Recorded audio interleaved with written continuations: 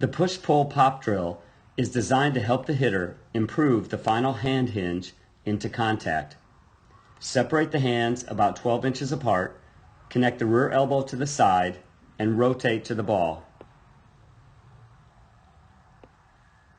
At this point, just before contact, the hitter is instructed to pop the backhand forward while pulling the top hand back towards his body.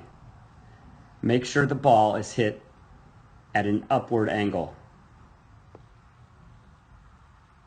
The hitter does not follow through, he just pushes and pulls through the ball. Pop. Pop. After 20 to 30 swings, the hitter then takes his normal swing while mentally performing the pop drill with his top hand.